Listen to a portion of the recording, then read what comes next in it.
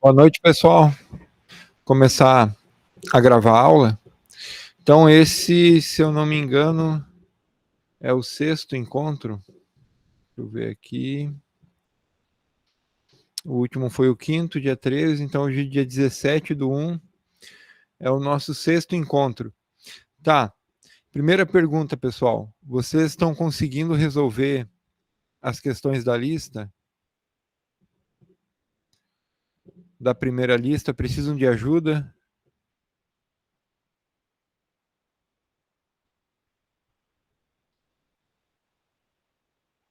O prazo para entrega da lista já enviou, certo? Eu acho que é até... Eu coloquei até dia...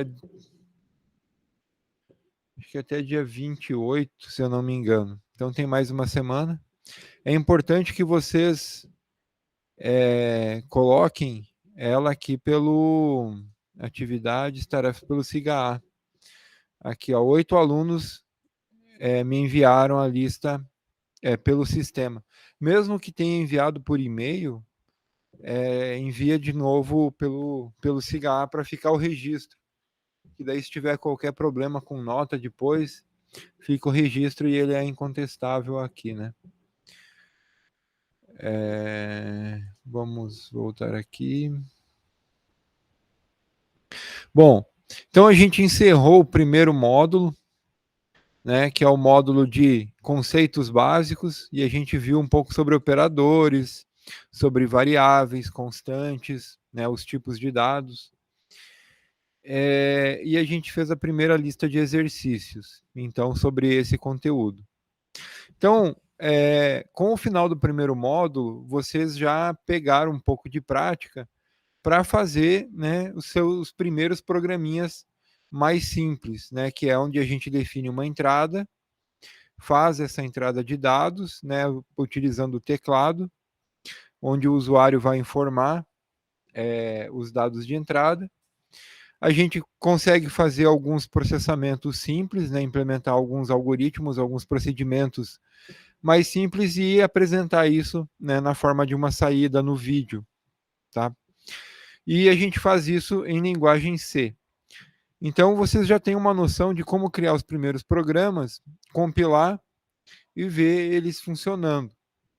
Tá? Agora a gente vai avançar um pouco e a gente vai aprender no segundo módulo 2 conceitos muito importantes que também estão presentes em praticamente todas as linguagens de programação e é basicamente da mesma forma. Por exemplo, em Java, os laços não diferem e a forma de usar o if, o else e o switch case, os comandos de decisão e os laços de repetição, são idênticos em C e em Java, completamente idênticos. Da mesma forma que você escreve em uma linguagem de programação, você escreve em outra linguagem de programação. Tá?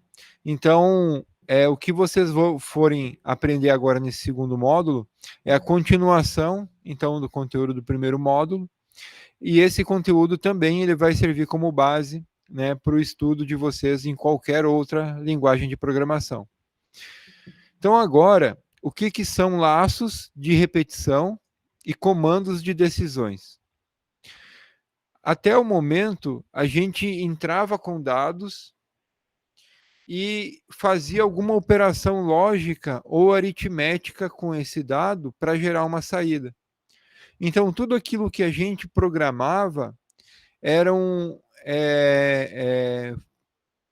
funcionalidades, procedimentos que dependiam apenas, né, de operações lógicas e operações aritméticas. Agora a gente vai usar laços de repetição e comandos para tomada de decisão que vão permitir que a gente faça processamentos mais complexos, tá? Que a gente possa aumentar o poder de programação, né, de codificação de estratégias computacionais. Falando um pouco mais sobre o segundo módulo, então tem um material em PDF da aula 4, um vídeo que tem uma explicação detalhada de todos os códigos da aula 4, um material em PDF da aula 5, um vídeo também explicando toda a aula 5 e o mesmo para a aula 6, material em PDF e vídeo. A aula 4 é sobre laços de repetição, é o que a gente vai ver hoje. E a aula 5, a gente vai, então, na sexta-feira, ver sobre comandos de decisão. E aí a gente tem a segunda lista de exercícios, também com 10 questões, ela vale 10 pontos, e vai contabilizar a segunda das 3 notas para compor a média final. Da mesma forma como a gente fez no primeiro módulo, então eu vou passar sobre o conteúdo, né, de laços de repetição, depois a gente vai explanar um pouco sobre comandos de decisão e a gente vai trabalhar as questões da lista também de forma assíncrona, como fez para a lista 1, né? Vamos fazer para a lista 2. E todos os encontros agora do segundo módulo eu vou colocar aqui né, depois desse terceiro encontro.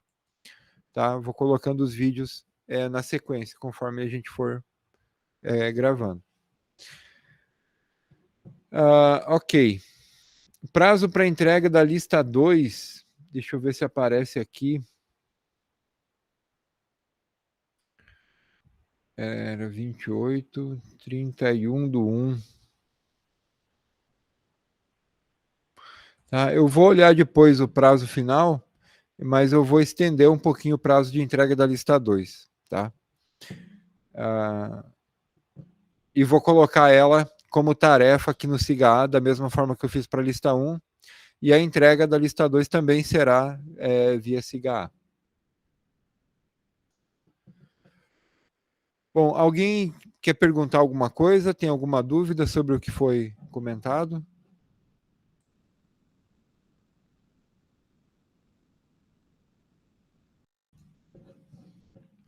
Vamos começar então. Laços de repetição são comandos que são utilizados para que a gente repita um conjunto, né, uma ou um conjunto, né, de instruções, seguindo uma certa condição. Tá? É importante que o que o laço ele vai fazer? A gente vai repetir um trecho de código enquanto uma condição for verdadeira ou falsa. E existem 3 comandos básicos em linguagem C. O mesmo vale para várias outras linguagens de programação. A gente tem o comando for, o comando while e o comando do while. Tá? Basicamente, o que você faz com um comando, você faz com outro. Só que existem alguns casos em que um laço ele se adequa melhor, né, ao uso do que o outro. Então, foram criados pelos, né, programadores que criaram a linguagem C essas 3 formas da gente programar a repetição de código, tá? De fazer um laço de repetição, usando o for, o while e o do while. Então, a gente vai começar vendo um pouquinho sobre o laço for, depois o while e o do while.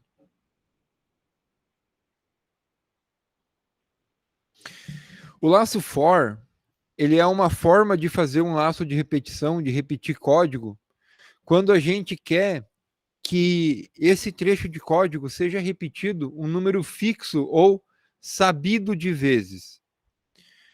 Por exemplo, eu vou multiplicar 2 vetores, ou mais simples ainda, multiplicar um vetor por um número, por um escalar.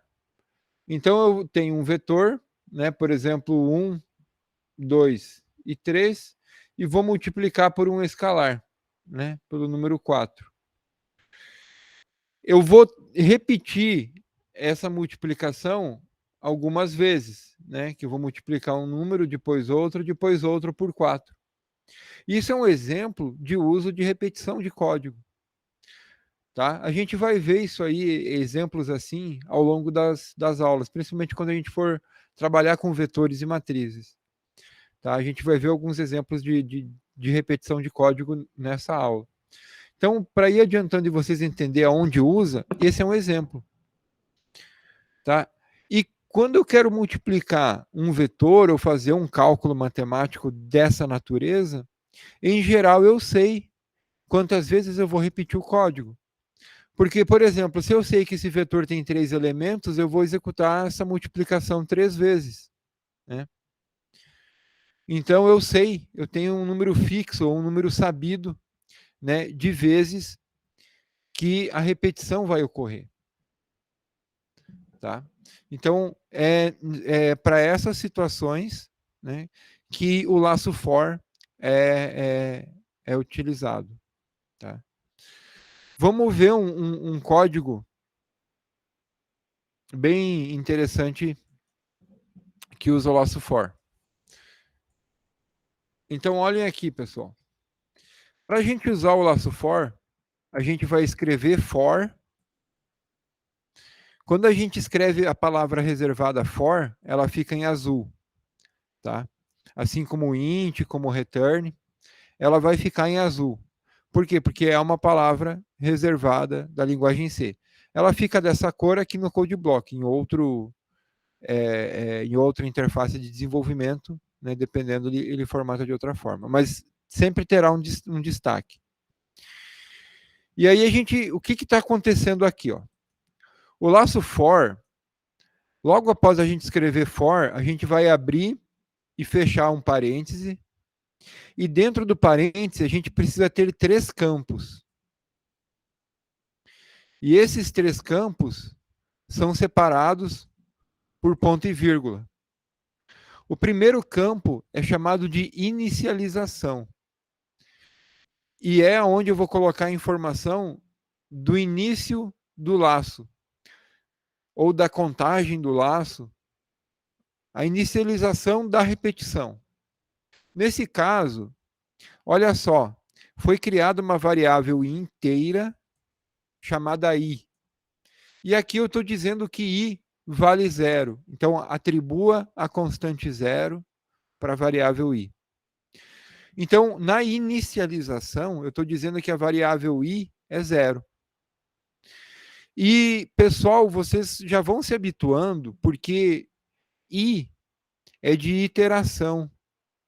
Geralmente, os laços usam uma variável, e é uma boa prática de programação, ter uma variável que conta quantas vezes o laço executou uma repetição, né? Ou seja, conta quantas iterações teve, e essa variável geralmente é nomeada como i. Quando você já está usando a variável i e precisa usar outra variável para contar, aí o padrão é usar j e depois k. E aí depois não tem um padrão bem definido.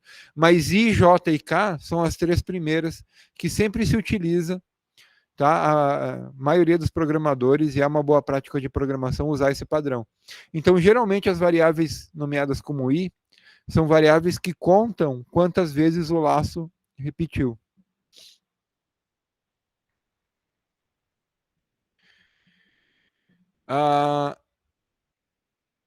O que o laço vai fazer aqui? Ó? No segundo campo, ele é o campo de teste lógico. Se é um teste lógico, eu preciso usar um operador. Qual operador?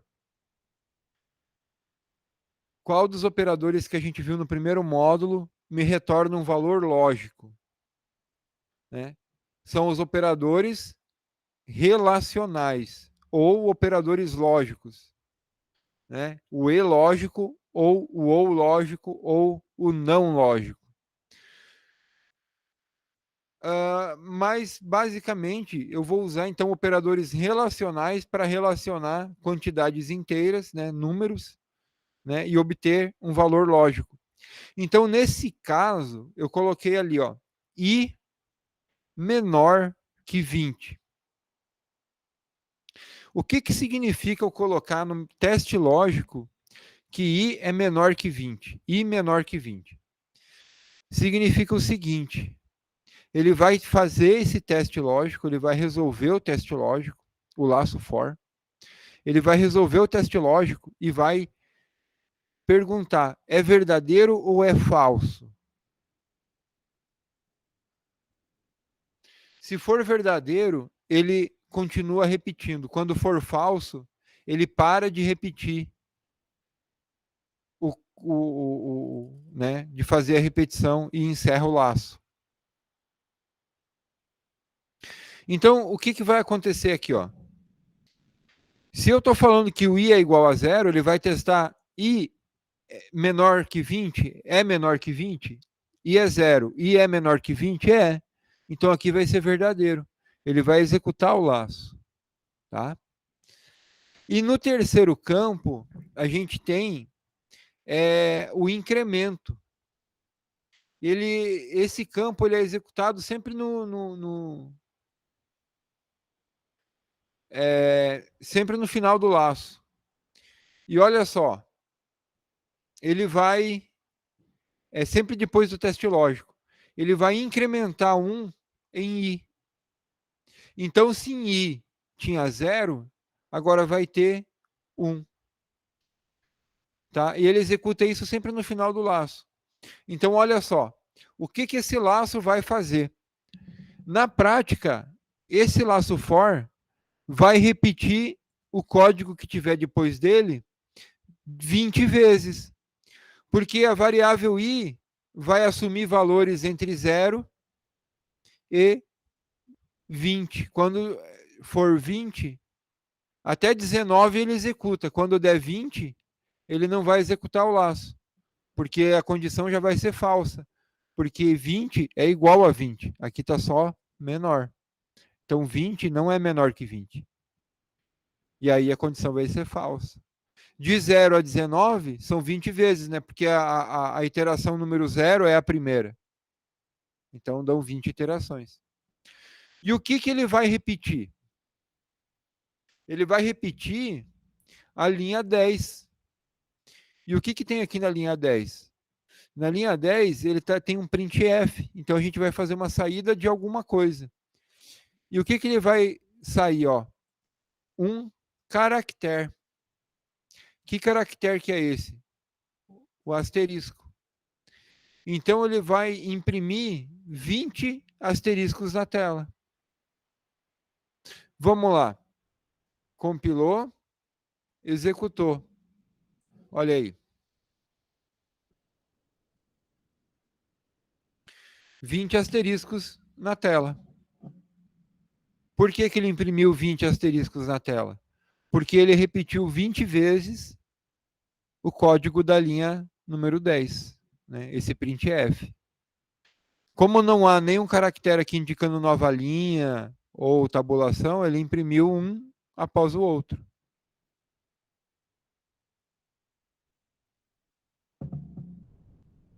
Bom, entenderam a ideia do laço de repetição? Como é que ele repete código?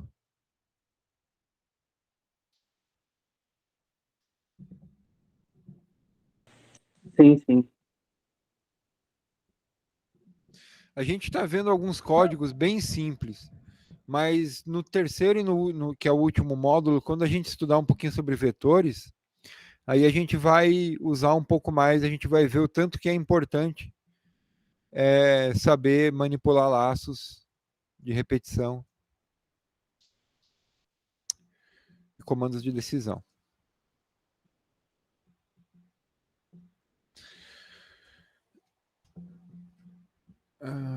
Cadê? Tá aqui.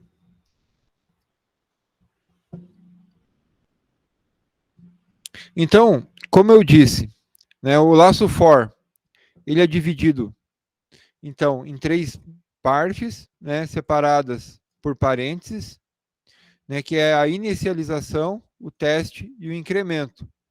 E entre esses 3 campos, né, eles são separados por ponto e vírgula. Não tem ponto e vírgula aqui no final do laço. Por quê? Porque não é uma instrução. Ela só vai terminar no final do bloco que vai repetir. Tá? E o que, que ele vai repetir? A instrução que tiver após ele. Nesse caso, só havia uma única instrução, uma única linha.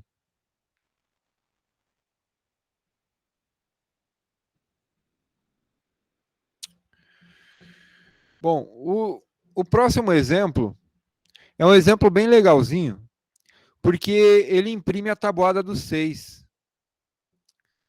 E a gente consegue ir modificando ele para ele imprimir todas as tabuadas de todos os números, usando o laço. Tá? Bom, vamos lá. Como é que a gente vai fazer para imprimir a tabuada dos 6? Novamente, ó, a gente, para criar o laço, que pega uma variável contadora,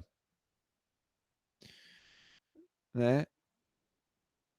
Faz, então, o i começar com 1, enquanto o i for menor ou igual a 10, então vai de 1 até 10, então vai repetir 10 vezes. E o que que ele vai repetir? Ó, por cento 4D vezes 6 igual por cento 4D. Então ele vai imprimir 2 inteiros. Por que tem esse 4 aqui?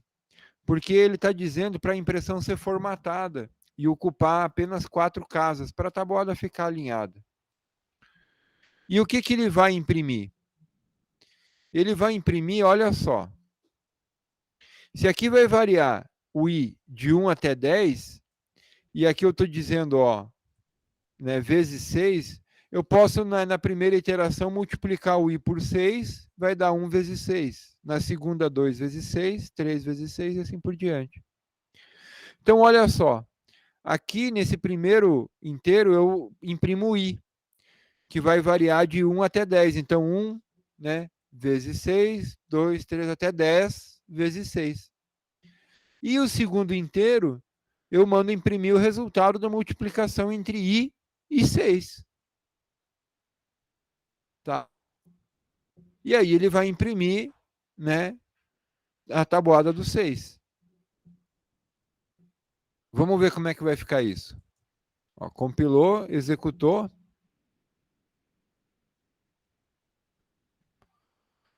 Olha aí. Então, aqui, ó, ele imprimiu o i e o i vezes 6. Certo?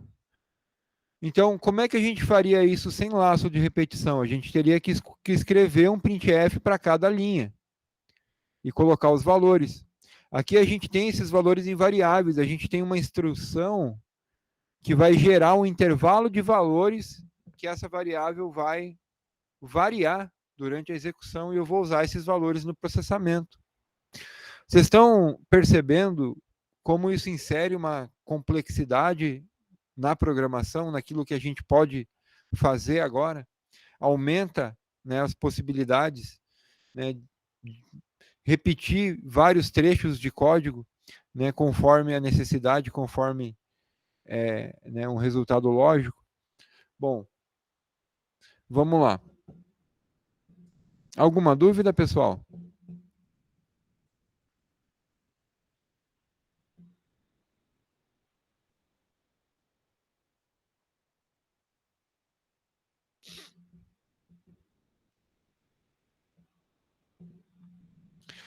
Esse exemplo aqui, ele é para mostrar que a gente pode usar a vírgula dentro dos elementos do laço for, né?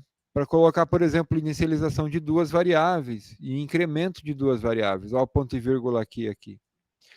Então, dessa forma, a gente consegue imprimir, por exemplo, os números de 0 a 98 de 2 em 2. A gente faz ó, o i igual a j e o j igual a i. E aí faz que o i mais j tem que ser menor que 100. Né?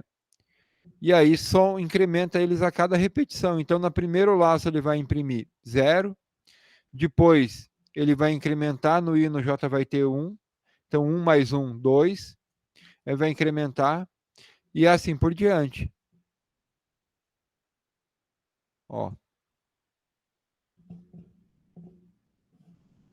Então, compilou, executou, e está aqui. Ó. Uma lista com todos os números de 0 a 98, de 2 em 2. Tá?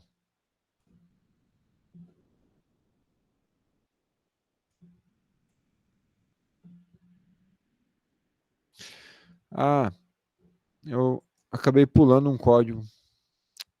Se a gente quiser imprimir, por exemplo, aquela tabuada do 6 de trás para frente, como é que a gente faria? Se eu costumo passar como exemplo, deixo os alunos fazer em sala de aula. Mas assim como a gente começou aquele laço de 1 e terminou em 10, a gente pode começar em 10 e terminar em 1, terminar em 0. E em vez de usar o incremento, a gente usa o decremento.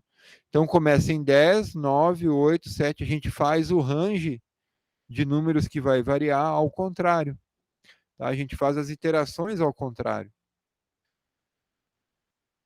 Então vamos lá, ó. Compilou, executou e está aqui a tabuada invertida.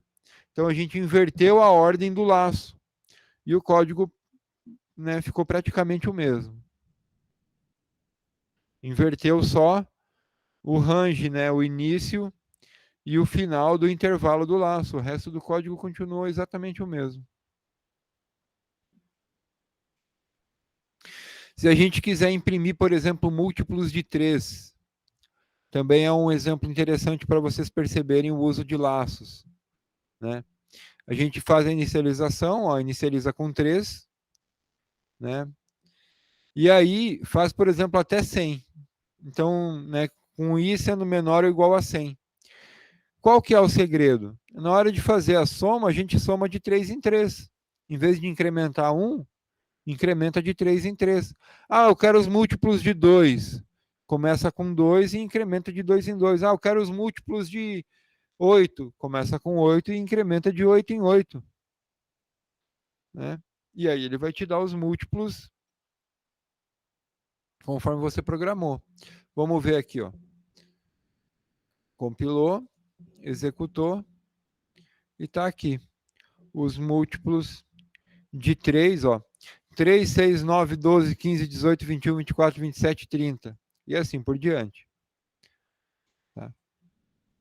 Notem que ficou com essa tabulação, ó, esse espaço entre um número e outro. Esse espaço padronizado chama tabulação. É o antigo tab das máquinas de escrever. Né? O computador seguiu o mesmo padrão. É a tecla tab. A gente consegue essa tabulação usando barra T. Ela é uma tabulação, é um espaço padrão, tá? Para ficar alinhado.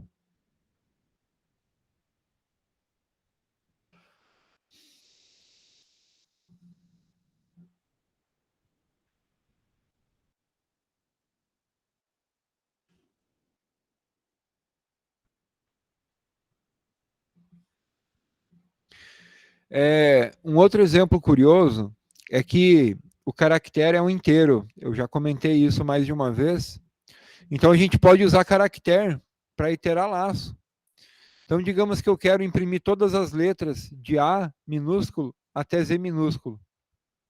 Então eu faço, ó, crio um caractere, faço com que o caractere seja inicializado com A, até, né, então, menor ou igual a Z, e incremento a cada iteração. Tá? Então a gente vai imprimir, ó, o valor ASCII do caractere é, né, %C é %D. Então vamos lá, ó. Compilou, executou, olha aí. Então começa, ó, A, B, C, D, E, F e assim por diante até Z. Legal, né? Ah, se eu quero fazer do maiúsculo. Bom, é só mudar aqui, ó. A maiúsculo, Z maiúsculo. Compilou, executou e olha aí, ó. Né, dos 65 ao 90, é outra faixa de valores.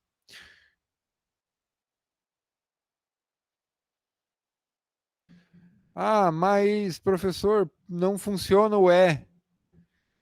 Eu não sei se eu mostrei para vocês isso, mas para que a gente faça os caracteres latinos funcionarem, a gente precisa setar a localidade.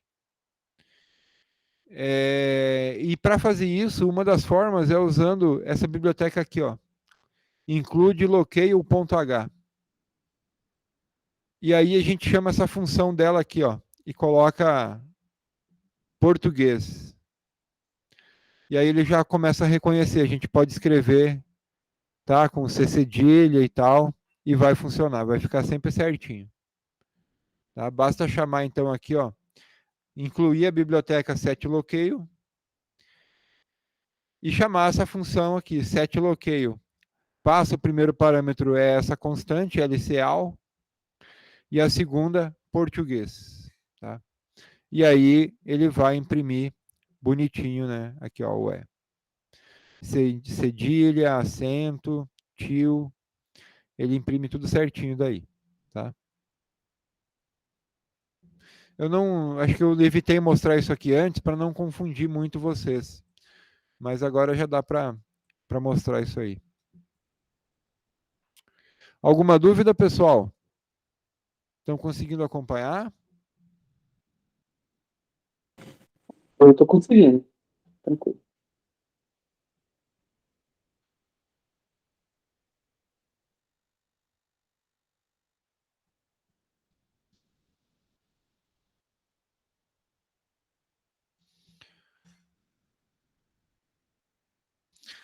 Vamos pular alguns códigos, aqueles exemplos são bem simples. Olha esse aqui. Esse aqui é o seguinte, é um código que vai imprimir a média aritmética de 10 notas. Vamos pensar um pouco. Como é que vocês fariam se eu pedisse assim, ó, façam um programa que calcule a média aritmética de 10 notas? A gente fez um exercício parecido na lista 1, eu acho. Mas vamos lá. Vamos dizer que a gente não saiba usar laço. A gente não teve essa aula ainda. Então a gente vai pensar assim, né? Poxa, vamos definir a entrada. O que é a entrada? Ah, o valor das 10 notas. Perfeito. E a saída? A saída é o valor da média, né? Beleza. E o processamento? O cálculo da média das 10 notas. Perfeito. Então, como é que a gente faz a saída? Para fazer a saída, a gente bota um printf e printa a média. Para fazer o processamento, a gente faz o cálculo, né? Soma todas as notas e divide por 10. E para fazer a entrada? Bom, para fazer a entrada, a gente teria que colocar 10 printfs.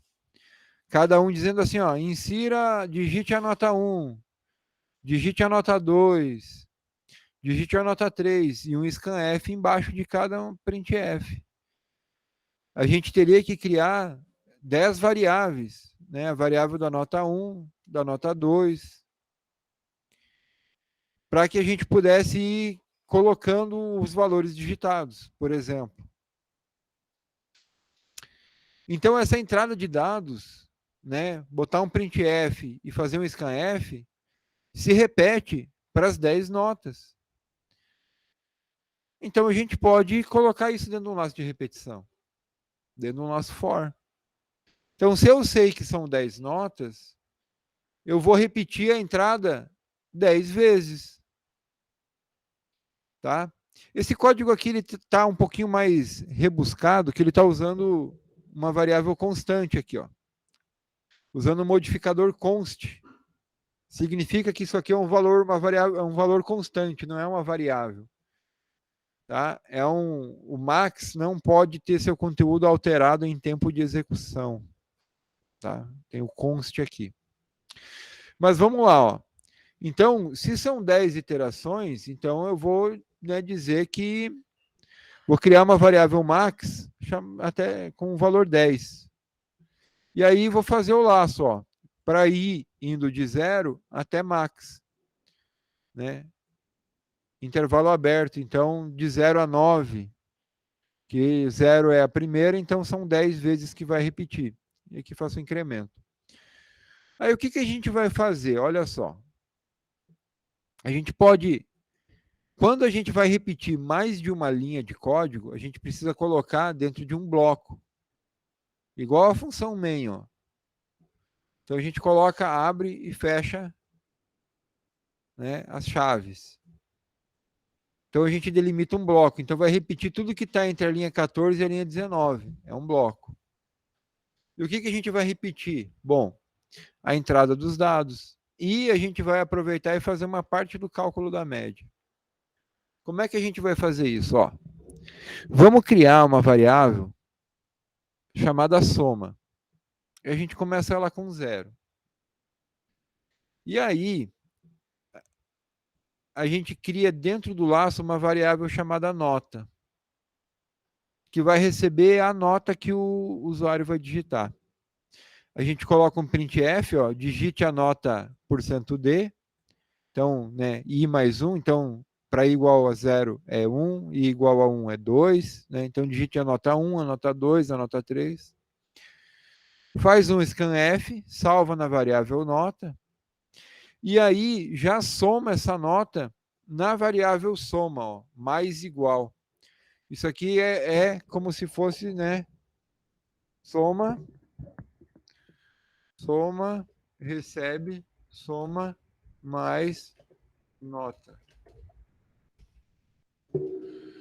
Tá? Então, eu digito 10, ele vai somar, né, tem 0, então em soma vai ter 10. Aí eu vou digitar mais 10, aí ele vai somar mais 10, em soma vai ter 20, e assim por diante. O que significa isso? Significa que no final do laço, quando as 10 iterações acabarem, depois da linha 19, na variável soma, eu terei a soma de todas as notas. Então, para calcular a média, só falta eu digitar pela quantidade de somas que foram feitas, que é max. Então, para imprimir a média, vou imprimir soma dividido por max. Tá?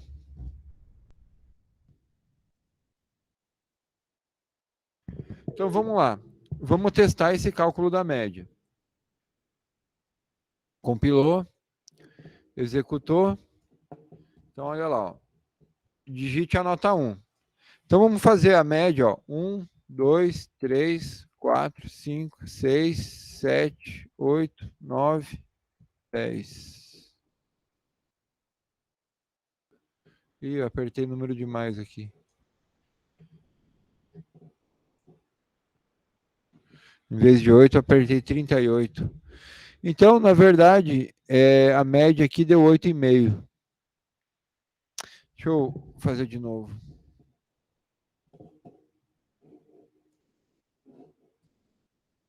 Ó.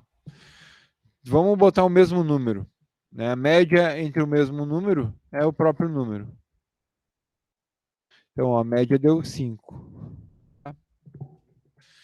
Então, o que acontece aqui? Ó? Ele vai repetir a entrada. E a gente só vai digitando. Não precisa gerar todo aquele código, né? Uma linha de código para cada uma das entradas. E o legal aqui é o seguinte, é que se eu quiser modificar para 20 entradas, não, agora eu quero a média de 40 notas. Eu não preciso fazer alteração no código, eu venho aqui e mudo o valor dessa variável. Vamos fazer a média de 3 notas para ficar mais fácil, né? 3 notas, ó. Mudei max para 3, pronto. Compilou, executou, ele vai fazer a média de 3 notas. Ó.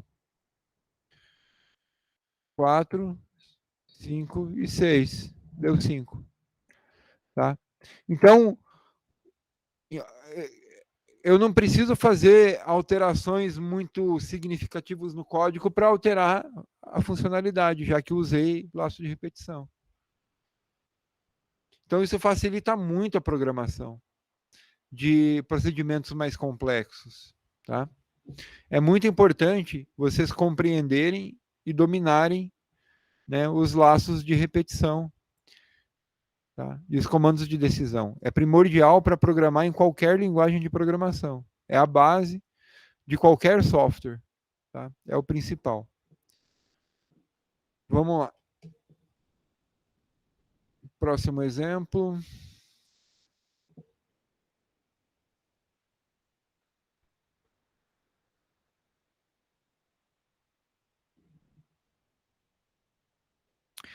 Esse programa aqui é um pouquinho mais complexo, porque agora é o seguinte. Ele vai imprimir a tabuada do 2 ao 9. E aí, ele está usando, ó. Por isso que é legal usar a IDE, porque ela marca o início e o fim do bloco quando eu clico na chave. Então, olha só. Ele tem laços dentro de laços. Por que ele tem isso? Porque se eu vou imprimir a tabuada de mais de uma, né, no mesmo código, várias tabuadas, eu tenho que repetir aquela conta, né, de multiplicar o número de 1 a 10, né, pelo 1, pelo 2, pelo 3, repetir. Fazer repetição de repetição.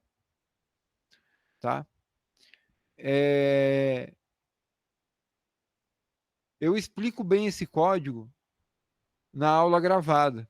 Tá? Vocês assistem lá, que esse código é um pouquinho maior por causa do tempo, a gente tem só 2 horas. Eu não vou explicar ele tão detalhadamente. Mas na aula gravada, a gente deduz o procedimento, tá? Que ele faz a repetição, ó. Esse laço aqui repete 2 vezes, tá? Por quê? Porque ele vai dividir a tela em 2. Ó, ele vai imprimir assim, ó. Então, primeiro ele imprime a tabuada do 2 ao 5, é para cá igual a 0. E depois do 6 ao 9, é para cá igual a 1. Tá? É uma estratégia bem interessante. Seria bem interessante que vocês assistissem as videoaulas gravadas e que vocês tentassem compreender bem esse código, porque é essencial para que vocês dominem, tá, o uso de laço de repetição. Entender esse código dessa tabuada aqui é muito importante para vocês entenderem laço de repetição. Porque ele está aninhando, ele está colocando laços dentro de laços. Então, você tem uma lógica aí que você tem que imaginar, em que você vai repetir procedimentos, e essa repetição de procedimento terá que se repetir também. Tá? O que a gente faz aqui em cima, ó, né, do 2 ao 5, se repete para fazer do 6 ao 9. E lembrando, né, ele está imprimindo por linha. Então, ele imprime essa linha aqui de uma vez, aí depois imprime a linha de baixo. Então, para que ele imprima dessa ordem, os cálculos têm que ser feitos de uma determinada forma. Tá? Onde é que é feito esse cálculo? Aqui, ó.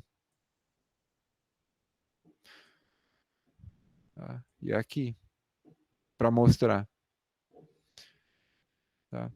Esse laço aqui é só para imprimir o título, ó, tabuada do, só para botar lá de qual que é a tabuada. Esse laço aqui divide, então faz a parte de cima e a parte de baixo. E esse laço aqui, esses dois laços um dentro do outro, é que calculam a tabuada propriamente dita, os valores ali, todos. Tá? Essa aqui repete, ó, vai de 1 a 10. E esse aqui, ó, então define limites para começar e para terminar os intervalos. Então exige uma certa aplicação de lógica, uma certa aplicação de matemática aí para definir esses intervalos. Tá?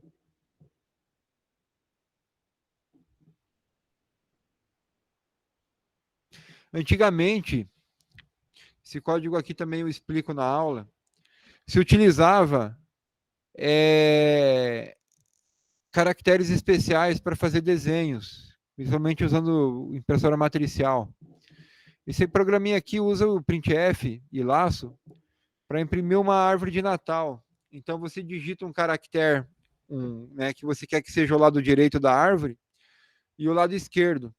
Então o mais legal é usar essa barra e essa barra. E aí ele imprime a árvore de Natal. Se eu quero trocar o caractere, eu troco. Aqui ficou desalinhado o tronco, ó. Tá? Então, assim, isso era muito usado na época das matriciais. Tá? Mas é um exemplo bastante interessante de como usa laço, porque os caracteres, tá? Também é bem interessante para aprender a usar laço, a definir limites. E, pessoal, como é que se estuda isso? Para estudar laço, Não tem. Vocês vão ter que sentar e tentar descobrir que ele está fazendo, iteração a iteração, tá? Porque senão não sai. Tá? Vocês têm que tentar entender mesmo, iteração a iteração, linha a linha, o que ele está executando, tá? Para que vocês entendam exatamente o que está acontecendo.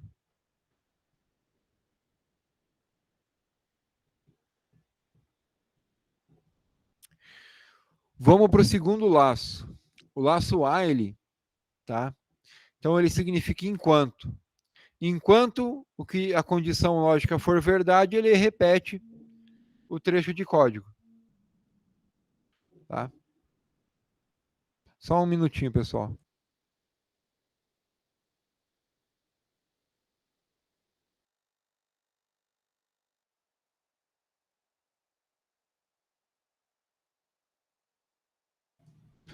Tá?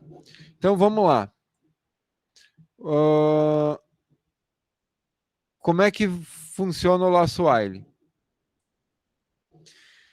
Basicamente, a gente vai colocar a palavra while, abre e fecha parênteses e um teste lógico. Se esse teste lógico for verdadeiro, ele vai repetir o trecho de código. Esse programa aqui, ó, ele vai contar quantos caracteres a gente digitou. Então ele usa a função get, ó, enquanto a gente não digitar a tecla Enter, o /R é o caractere que representa o Enter, ele vai somar um num contador. Então vamos lá, ó. Compilou, executou. Então tá aqui, ó. Digitando. Cliquei Enter, ó. O número de caracteres é 48. Então toda vez que eu digitava um número, ele repetia o laço. E a função get ficava esperando eu digitar alguma coisa. A hora que eu digitava, né, ele retornava o caractere e perguntava, é o enter? Não, não é. Então, conta e repete, conta e repete. Quando digita o enter, ele encerra o while, da linha 12 passa para a linha 14, e aí ele imprime o valor que está na variável contadora, conte, né, que é o total de letras, de caracteres que foram digitados.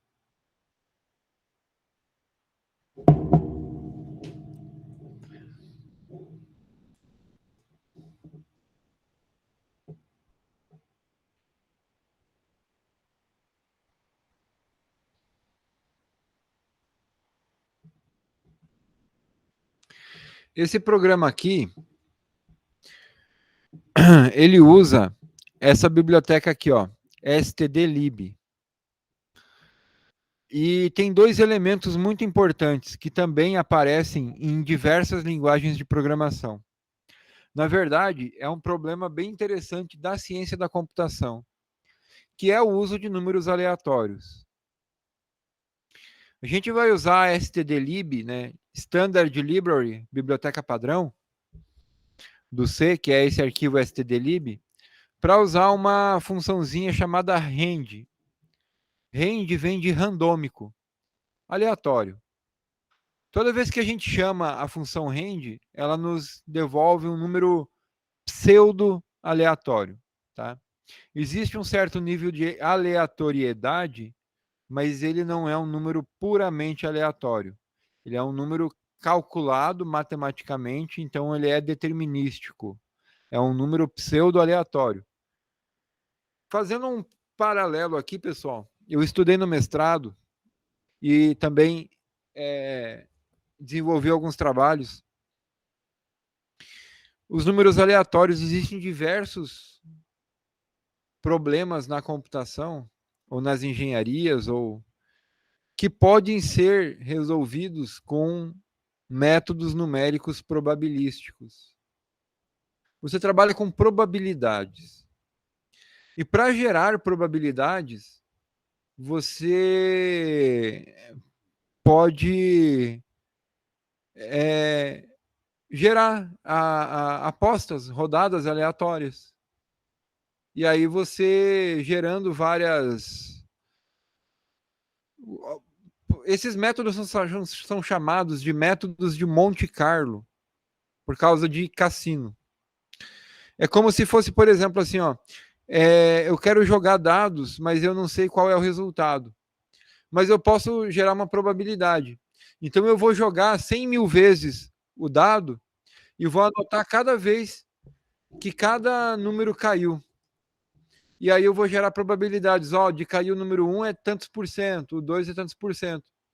E eu uso isso como resultado. Então tem diversos problemas que podem ser modelados e resolvidos por problemas, por metodologias probabilísticas, né? Por métodos de Monte Carlo. E eles são problemas inerentemente que você precisa gerar valores realmente aleatórios para o método funcionar.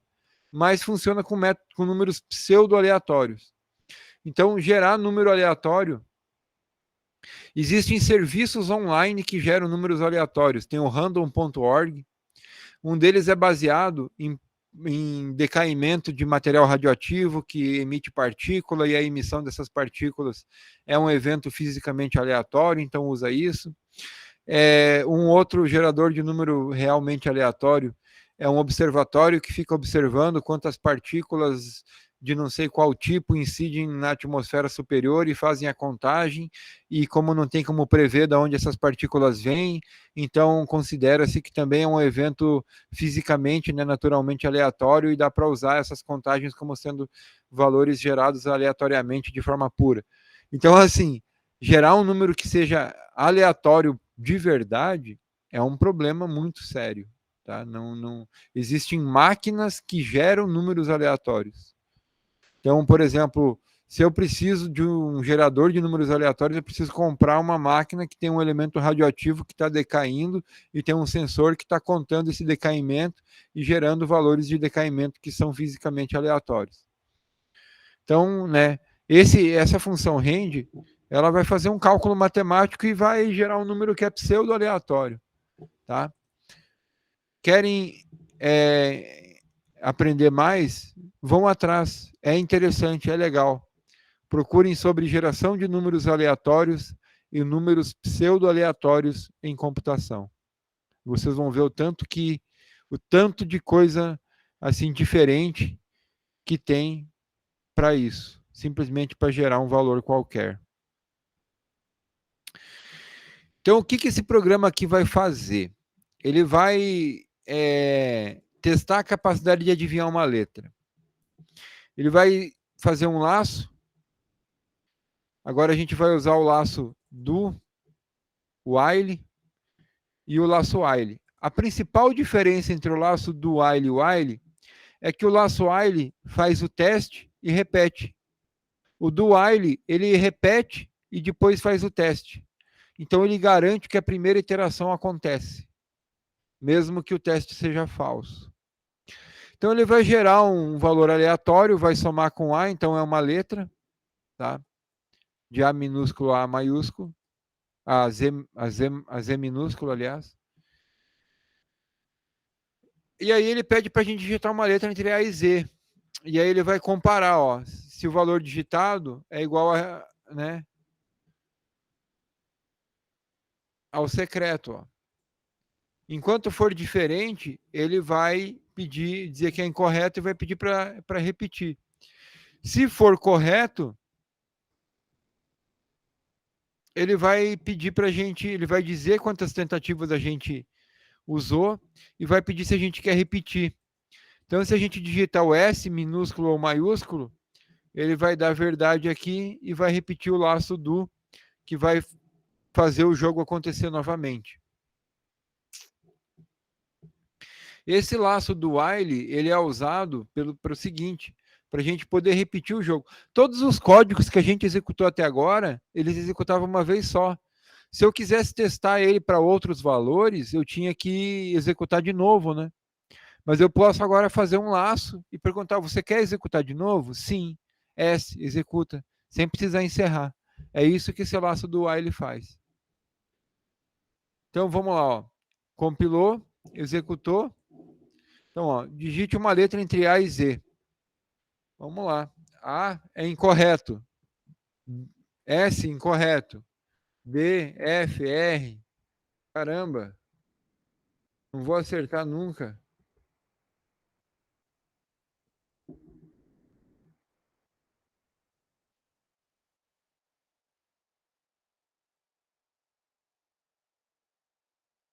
Era P.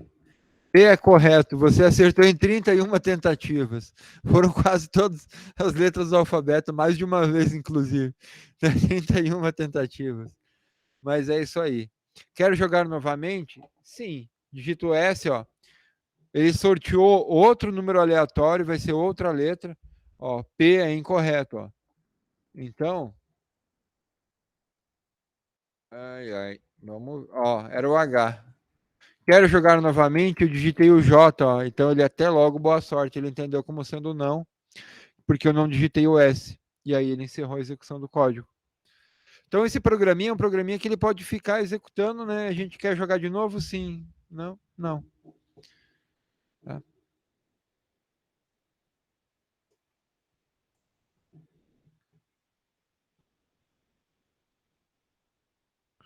Aquele programinha que a gente fez lá no início, que usa um laço for para imprimir 20 estrelas, ó.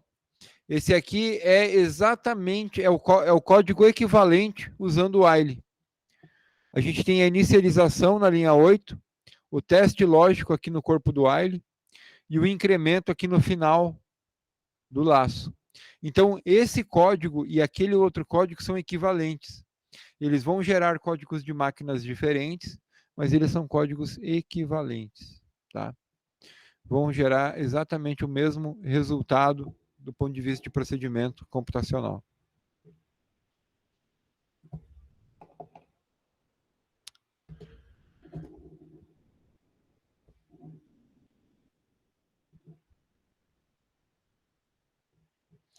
E é isso aí.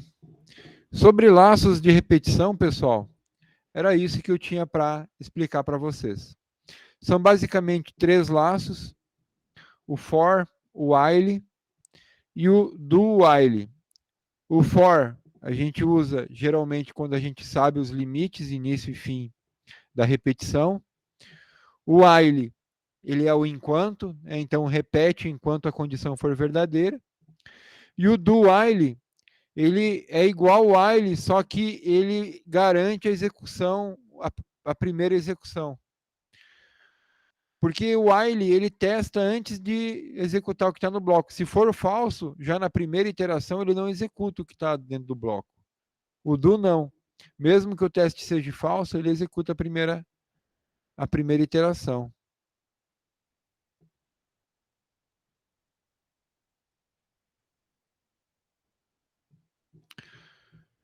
Tá? Então era isso que eu tinha para apresentar sobre laços de repetição. Agora são 20 horas, né? A gente ainda tem mais 1 hora de aula. Então dá para passar o conteúdo de comandos de decisão. A gente já pode adiantar, né, para comandos de decisão. Outra coisa, vocês já podem ir olhando os exercícios da lista e já ir fazendo, da lista 2, tá? Que vários dos exercícios usam apenas laços de repetição. Então, vocês podem resolver já usando o while, o do, tá? Ou o for.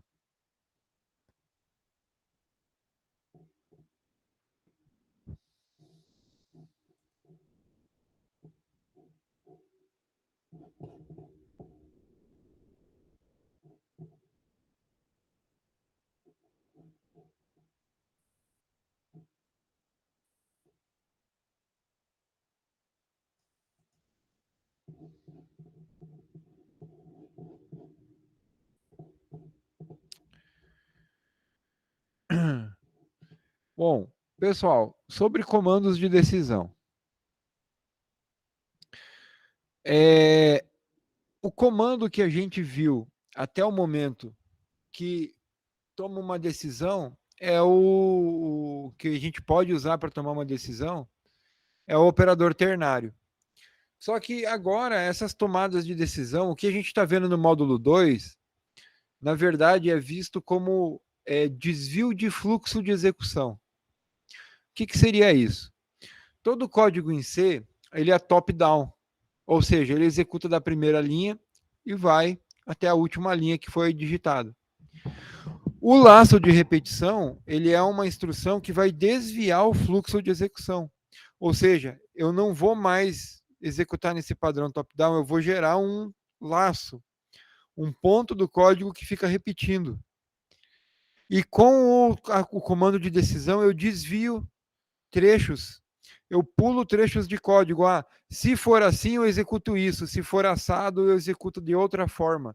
Eu desvio a execução para pontos do código conforme, né, um valor lógico de uma sentença lógica. Tá? Uma das tarefas fundamentais de qualquer programa é decidir o que deve ser executado a seguir.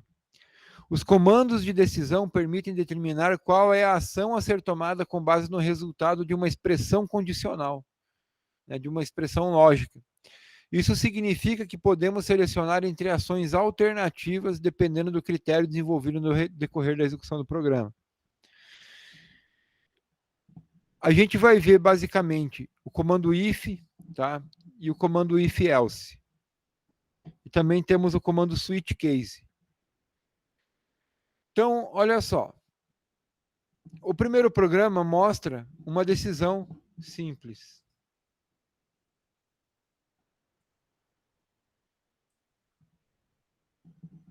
Deixa eu abrir o CodeBlocks.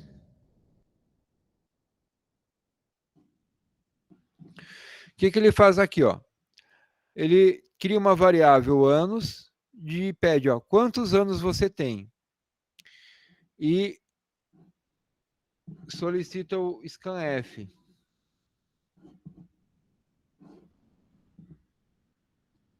Para digitar. Então, e coloca, né, na variável anos o quantitativo de anos que o usuário digitou. Fez a entrada de dados.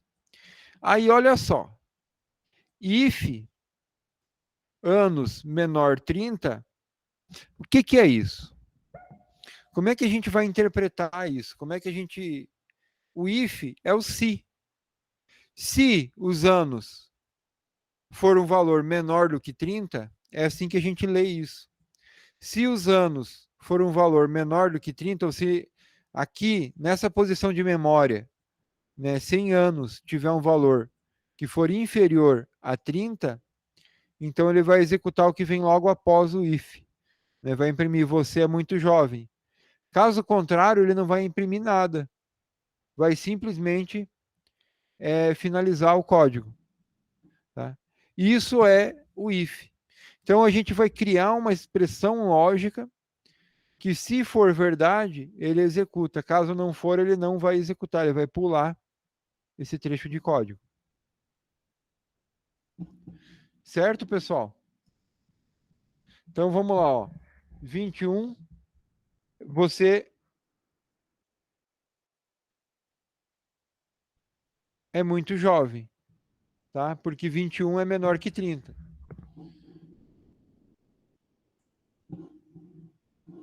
Vamos digitar agora 32. 32. Não printou nada, porque 32 é maior do que 30.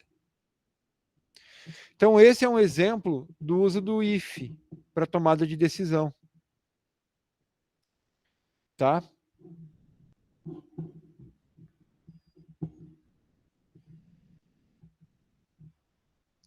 Da mesma forma que a gente fez com o while, a gente pode colocar o if para pular várias instruções, ou seja, um bloco inteiro. Então a gente coloca abertura e fechamento de chaves. Então a gente pode fazer o if atuar sobre um bloco de código. Tá?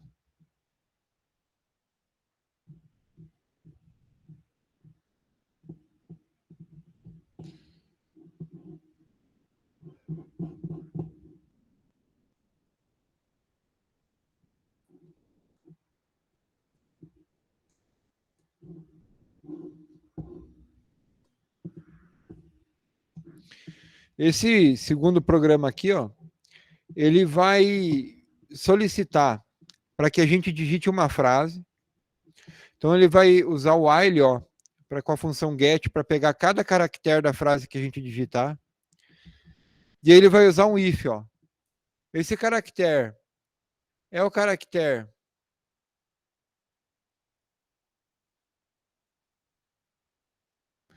o while aqui, ó, não /R, né? É o enter. Então a gente digita. Quando a gente digitar o enter, ele pula fora do while, para de repetir. O que ele vai repetir? O if. Então ele vai repetir tudo isso aqui.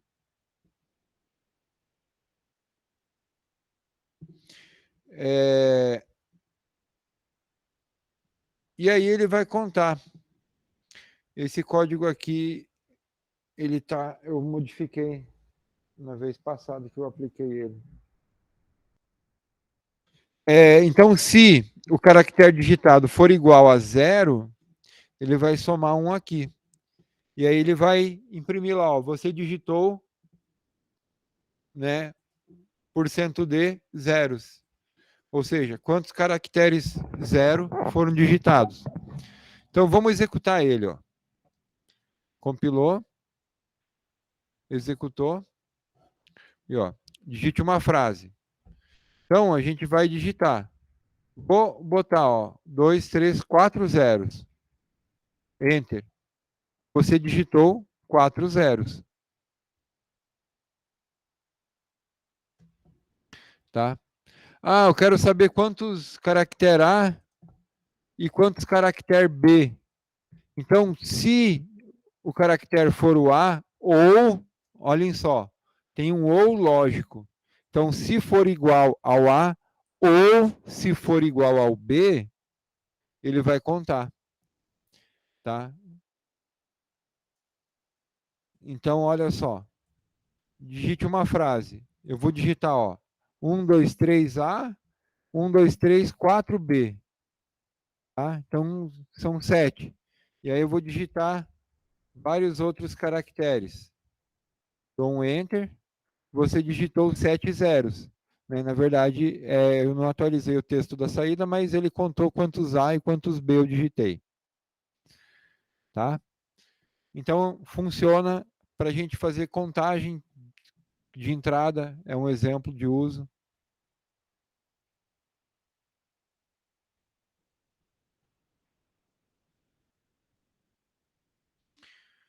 Esse aqui é um programa um pouco mais elaborado, tá? Lembrando que todos esses códigos eu explico detalhadamente, linha a linha, nas videoaulas gravadas, tá? Eu estou passando aqui um pouco mais rápido. Se vocês tiverem alguma dúvida, aí vocês me perguntam que eu explico mais detalhadamente. Mas basicamente, ele vai contar quantos caracteres e quantas palavras eu tenho numa frase. E aí, pessoal, lembre-se daquilo que eu sempre falei, que a gente tem que dominar um pouco sobre o conteúdo, né, relacionado ao problema que a gente quer codificar. Como é que eu conto? Eu tenho uma frase. Como é que eu conto quantas palavras tem numa frase? A gente pode tentar usar o caractere espaço. Se eu não tiver nenhum espaço, eu tenho uma palavra. Se eu tiver um caractere espaço, eu tenho que ter no mínimo 2 palavras. Ou a pessoa errou, botou um espaço no ponto, né? Mas se eu não tiver nenhum espaço e tiver digitado alguma coisa, eu tenho uma frase de uma palavra. Certo? Então a gente pode contar os espaços. Então, para contar os caracteres, ele simplesmente vai fazer um laço que vai repetir, né, a entrada através do get, enquanto não digitar o enter, e vai contar quantas entradas foram feitas, ou seja, quantos caracteres foram digitados. Se o caractere digitado for igual ao espaço, então eu conto uma palavra a mais.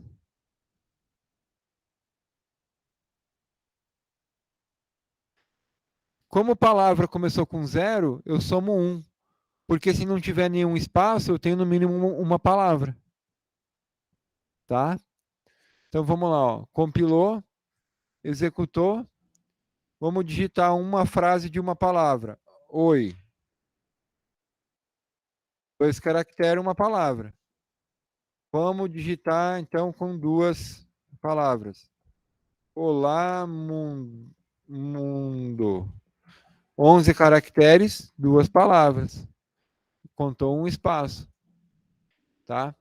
Então, são sempre que essa é uma das dificuldades de ser programador ou cientista da computação.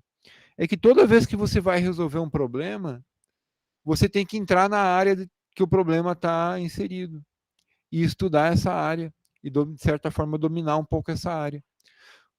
Porque senão você não vai ter o mesmo êxito. Né? Ah, eu quero fazer um software para engenharia, eu vou ter que estudar um pouco de engenharia, estudar cálculo. Ah, eu quero fazer um software para simular um avião, né? Quero trabalhar na Embraer. Você vai ter que estudar engenharia aeronáutica, não tem como. Eu quero fazer um software de administração para uma empresa. Né? Você vai ter que estudar um pouco de administração, né? Para saber um pouco o que está acontecendo, né? Sobre os procedimentos que estão pedindo para você codificar, né? Para auxiliar na gestão da empresa.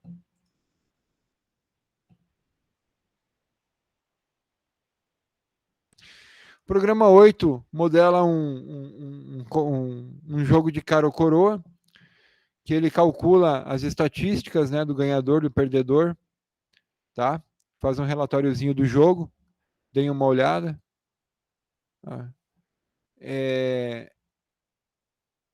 A gente pode fazer lógicas mais complexas, com ifs dentro de ifs,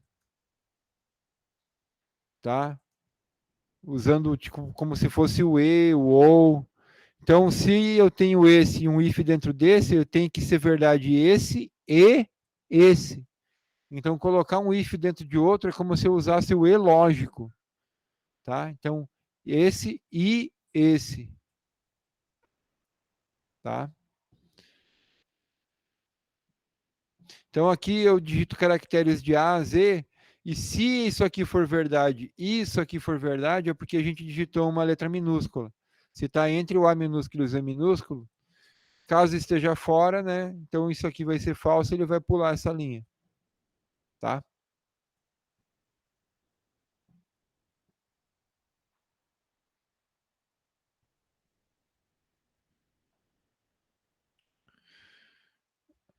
Esse programa aqui calcula o quadrado de alguns números. No encontro da última aula,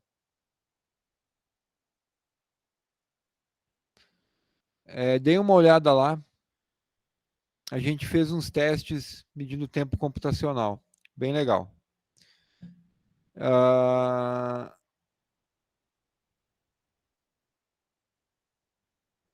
A próxima instrução é o else. O que seria o else? O if é o se. O else é o se não. Então, fazendo uma alteração aqui, ó. No primeiro programa que a gente viu, ó, se anos menor que 30 você é muito jovem, o else seria assim, ó. Né? Você é muito velho. Tá? Então, se a idade for menor que 30, ele é muito jovem. Se não for menor que 30, é porque ele é muito velho. Mas notem, lembra quando a gente fazia em matemática aquele negócio de teoria dos conjuntos? O intervalo aqui é aberto, então até 29 você é jovem, de 30 ou igual a 30 pega no else. Então você é muito velho de 30 para cima, 30 para cima, entendeu? Tem que sempre cuidar quando a gente for criar lógica, né, para saber se os intervalos sempre estão corretos. Tá? Então vamos lá, ó, compilou, executou. Quantos anos você tem? Então se eu digitar 28, você é muito jovem. Se eu digitar 31, você é muito velho. Tá? Então é assim que a gente usa o se não. Então a gente pode criar lógicas um pouco mais elaboradas agora com a parte para que se a condição seja verdadeira e a parte para que se a condição seja falsa. O else, ele executa então quando a condição é falsa. Então o if é para a condição verdadeira, o else para a condição quando falsa. Tá?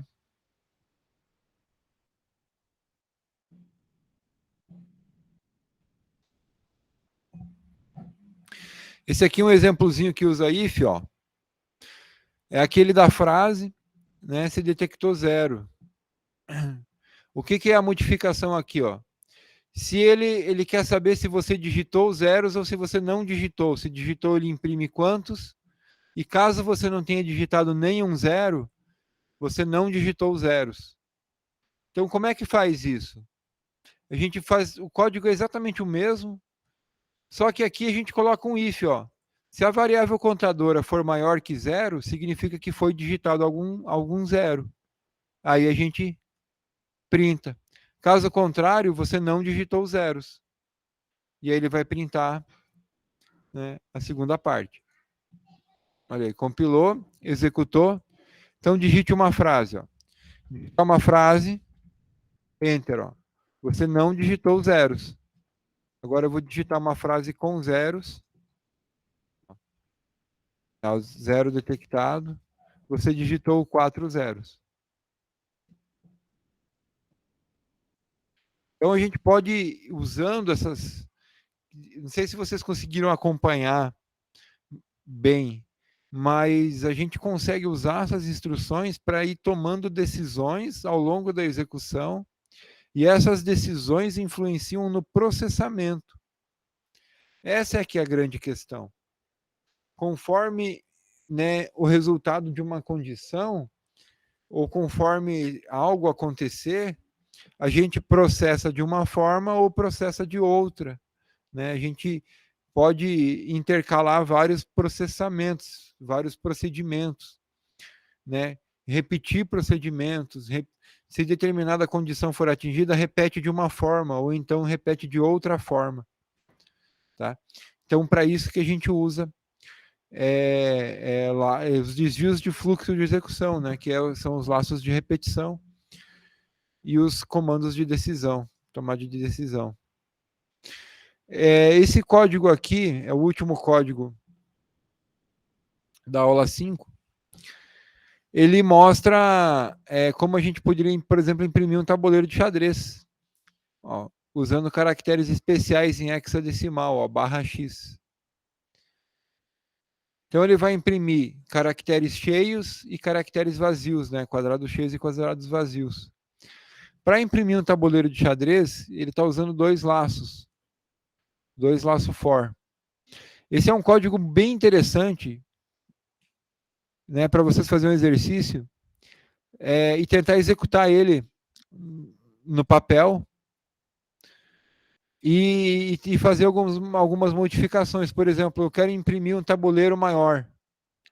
Eu quero imprimir as casas com o dobro do tamanho. E tentar fazer essas modificações, pessoal. Se vocês fizerem isso, vocês vão dominar a manipulação de laços. Ó.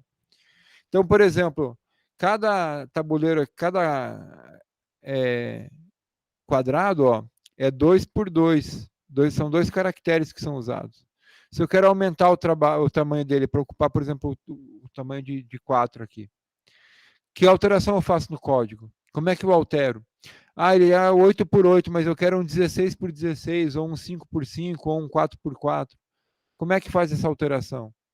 Então, conseguir fazer essa alteração nesse código é fundamental para que vocês dominem, tá, a manipulação de laços.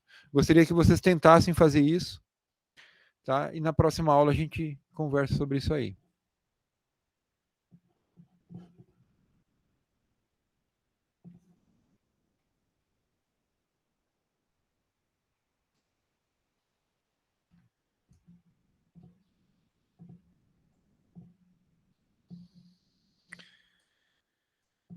A última instrução de tomada de decisão é o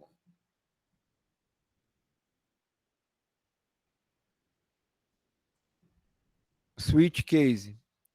Vamos ver mais alguns exemplos de aplicação de if.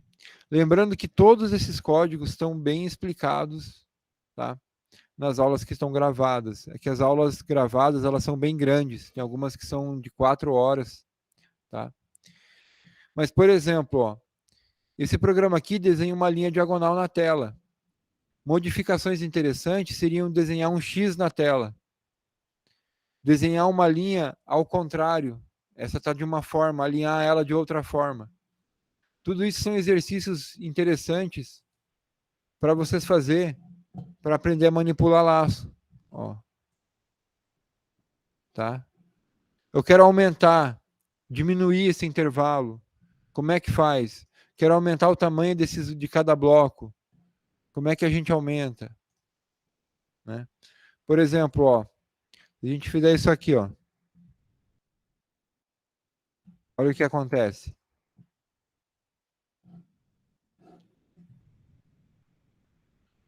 Tá?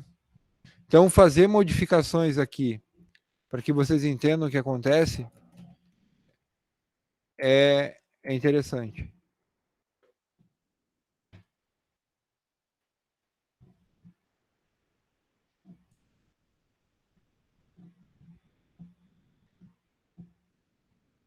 Esse programa aqui, ó, desenha duas linhas em diagonal, uma cruzada com a outra. E aí, ó, da mesma forma, como é que a gente vai fazer para desenhar uma linha? Ó? Precisa fazer dois laços, um para iterar a linha, um para iterar a coluna. E fazer os ifs, saber se eu vou pintar, se eu estou no elemento da diagonal principal ou da diagonal secundária, para poder pintar de uma forma ou de outra.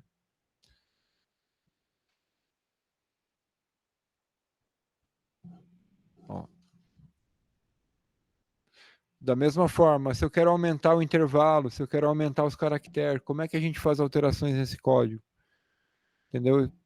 Tentem digitar, tentem fazer, tá? Para para vocês irem pegando experiência com isso.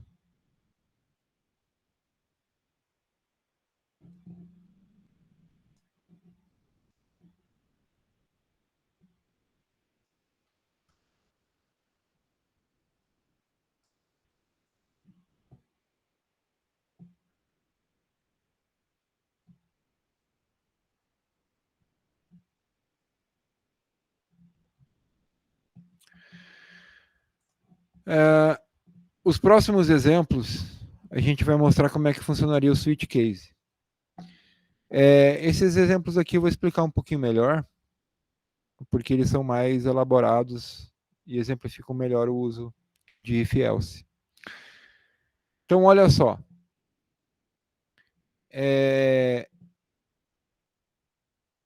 Isso aqui, ó, é o seguinte. Esse programa vai simular uma calculadora de 4 operações, que é a soma, subtração, multiplicação e divisão. E aí eu digito uma expressão matemática, ó. Número de ponto flutuante, caractere, número de ponto flutuante. E aí eu leio, ó, número de ponto flutuante, caractere, número de ponto flutuante. Aí eu vejo, esse caractere que eu digitei aqui no meio, ele é o sinal de mais, de menos, de multiplicar ou de dividir. Se for o de mais, eu printo a soma dos números. Se for de menos, mas assim, ó, se não for, né, else, se não for o de mais, então se for o de menos, imprima a subtração. Se não for o de menos e não for o de mais, então se for o de multiplicação, se não for de multiplicação e não for o de menos, não for o de mais, e se for o de divisão, imprimo de divisão. Se não, significa que é um operador desconhecido, porque não foi digitado nem mais, nem menos, nem vezes, nem divisão. Então é um operador desconhecido. Vamos testar esse código. Compilou, executou. Olha aí, ó. Digite número, operador, número. Então, ó, 3.5 vezes 4.2. Deu 14,69. Então, o que aconteceu aqui? Ó? Ele reconheceu o caractere, fez a comparação, né, e chegou aqui, ó, não, então é o caractere de estrelinha, tem que executou a linha 23. Tá? Multiplicou o primeiro número pelo segundo. Isso é um exemplo de como que isso pode ser feito, né? O laço é sempre verdadeiro, então ele vai repetir sempre. Uma calculadora, usando o if e o else. Mas vamos ver como isso aí é feito usando o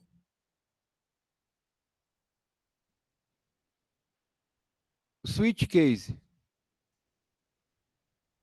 O switch case, ele é um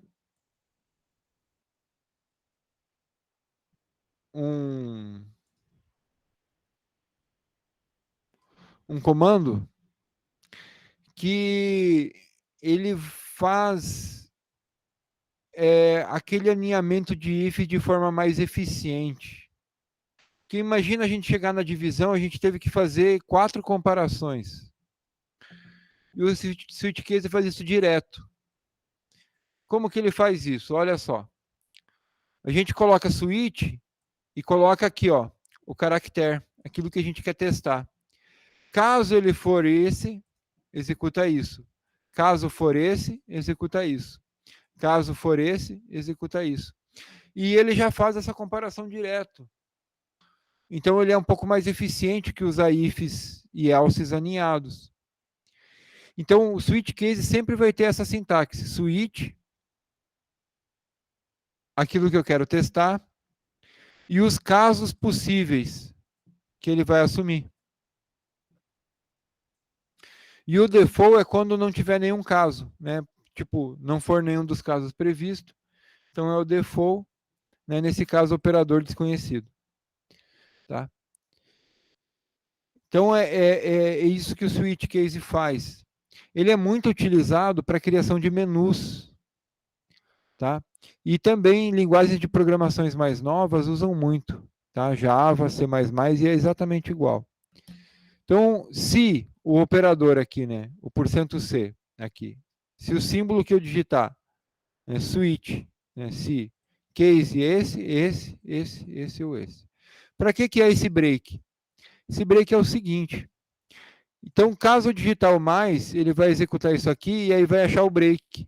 Aí ele vai pular para fora do switch, vai executar o laço de novo. Então, tem que ter o break. Se não tiver o break, ele cai no próximo caso, e aí executa um caso após o outro. Então, sempre tem que colocar esse break aqui dentro. Tá? Então, olha só. Switch, case. Mais, menos, multiplica e divide. Tá? Vamos executar esse código. Ó. Compilou e executou. Ó, número, operador, número. 3.5 mais 4.6. Ih, digitei errado. 3.5 mais 4.6. 8.10. 8.1, aliás. Tá? Então, assim, tentem acompanhar o material das aulas, assistam aquelas aulas gravadas, revejam isso. E sexta-feira a gente vai fazer um encontro para sanar as dúvidas do conteúdo do segundo bloco. Tá? O segundo bloco ele acabou inteiro. Eu passei todos os códigos, inclusive os da aula 6. Então a gente já viu o conteúdo da aula 4, que são laços de repetição. Já viu o conteúdo da aula 5, que é comandos de decisão parte 1, que é if. E já viu a aula 6, comandos de decisão parte 2, que é switch case. Tá? Else e switch case. Então agora vocês já têm todo o conteúdo que precisa para fazer a lista 2. Sexta-feira, que é a próxima aula, a gente faz um encontro para sanar dúvidas do conteúdo. E na outra semana a gente já começa a sanar as dúvidas dos exercícios da lista. Tá? Então, nossa próxima aula vai ser dia 20, sexta-feira, às 9 horas. Mato Grosso.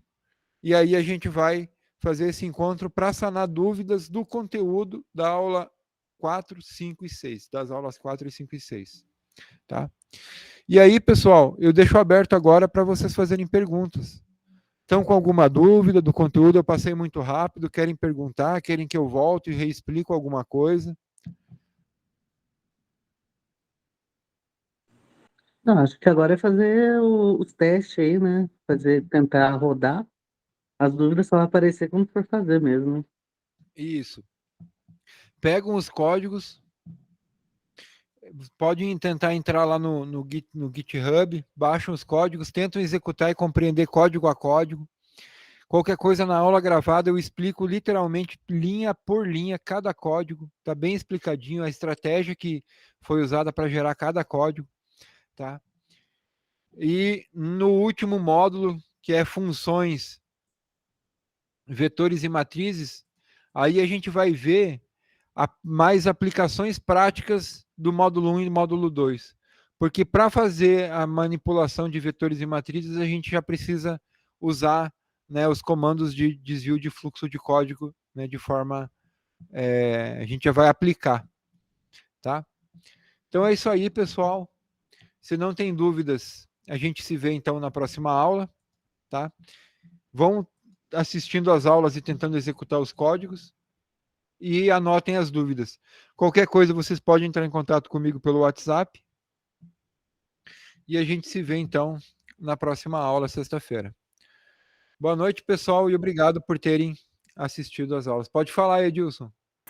Professor, aquele e-mail que o senhor mandou pedindo a documentação, eu posso tirar foto da documentação, colocar em formato PDF e mandar? Perfeito. Seguinte, eu vou mandar uma mensagem daqui a pouquinho, pedindo para vocês conferir se vocês já têm essa documentação lá. Eu não conferi de todos os alunos, eu mandei o e-mail, tá? Mas, basicamente, você teria que digitalizar via PDF, pode ser Google Drive. Se você tirar uma foto pelo celular, aí tentar gerar um PDF da foto no computador, né, usando o Word e tal, não vai ficar bom. Você teria que já pegar o celular e já digitalizar pelo próprio Google Drive ou pelo CanScanner, né, por algum software, e aí sim dá para aceitar. E outra coisa, tem que fazer em arquivos separados. Cada documento um arquivo PDF, tá, para colocar lá no sistema. Então usa o digitalizador do Google Drive ou o CanScanner para usar smartphone, ou então digitaliza com o scanner mesmo, para ficar mais perfeitinho.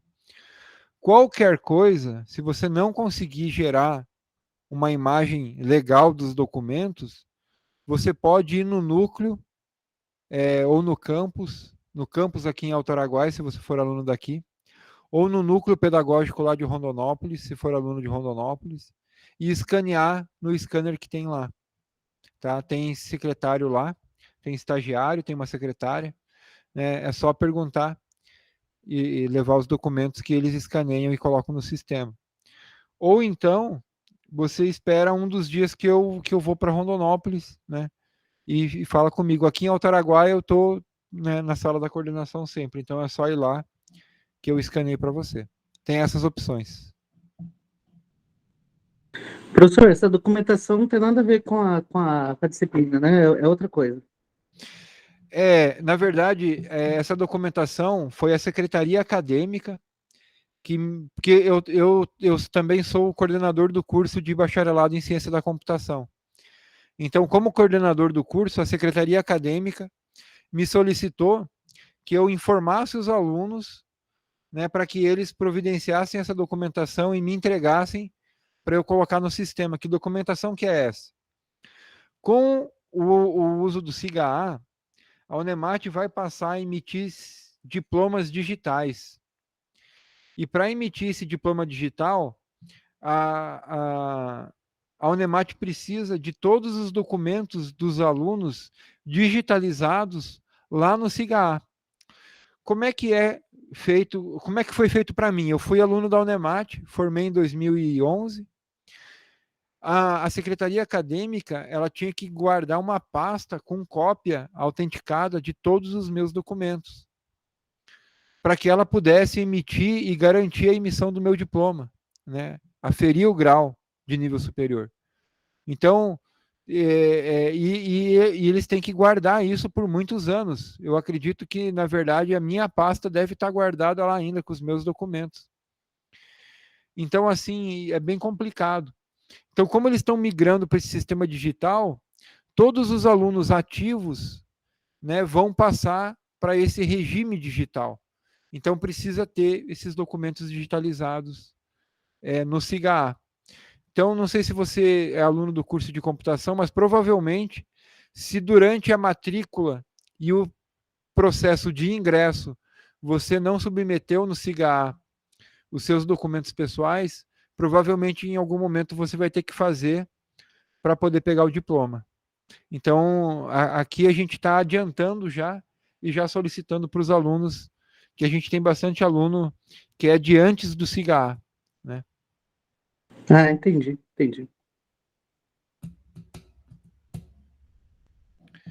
Beleza, pessoal? Mais alguma dúvida?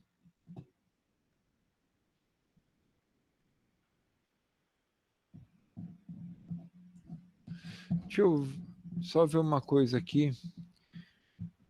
Tentar entrar no SIGA com meu vínculo de...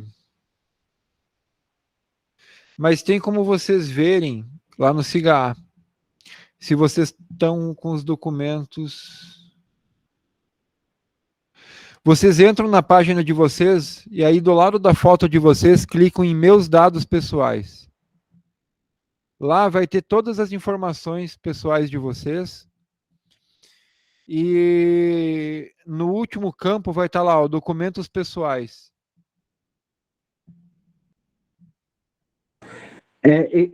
Essa questão de autenticação aí é um módulo novo dentro do SIGA que eles estão implantando. Eu trabalho aqui na Unemat, aqui na Legal. sede administrativa, e aí é justamente para isso mesmo. É que eu trabalho na parte da pós-graduação, né? Mas está acontecendo na pós e na graduação também. Então, bom, mas a informação que eu passei é correta, né? É para emissão do diploma, né? Ó, aí aqui, por exemplo, ó, você vai lá no final e lá em documentos inseridos, você pode ver quais documentos você inseriu no sistema. Tá? Então, se tá faltando algum daqueles documentos que eu mandei no e-mail, aí você envia para o e-mail da coordenação que eu coloco no sistema para vocês. Ou para o coordenador do curso de vocês, no caso. É isso mesmo. E aí, quando você colocar, você meio que autentica ele, você assina como coordenador, entendeu? É como se você estivesse dando. É como se fosse Dando fé autenticando em pública. cartório. Isso, utilizando sua fé pública. Legal. Eu percebi que eu tenho que colocar a senha, né? Toda vez que eu vou fazer essa alteração, eu tenho que confirmar com a senha. Isso, porque o que acontece? Quando chega aqui no diploma, eu falando da experiência que acontece na pós, né? Quando Aham. chega no diploma, toda vez, quando a gente vai pedir, tipo, certidão de nascimento ou casamento, aí tem que estar autenticado em cartório. E a gente sabe que já caiu, tem uma lei federal que, né, que já aceita a fé pública, e toda vez, ainda por causa da lei antiga e por causa do cigarro não tem autenticação, aí a gente tinha esse problema aí de tá emitindo, né? Aí, mas eu acho que ainda vai implementar no cigarro. Eu não sei se já está dando certo já, se já está pedindo senha, mas é dessa forma que vai ajustar.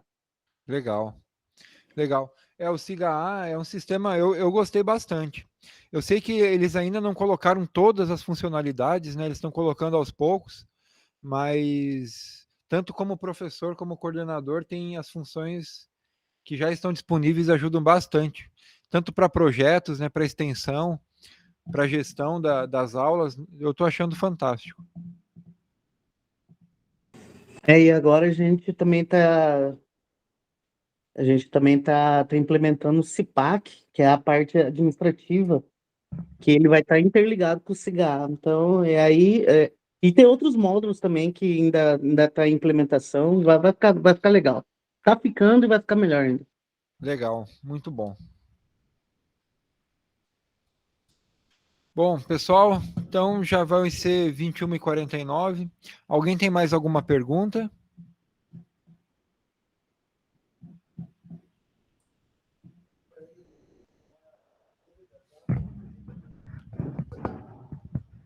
Então, boa noite, pessoal, e até o nosso próximo encontro. Boa noite, professor. Com Deus. Boa noite.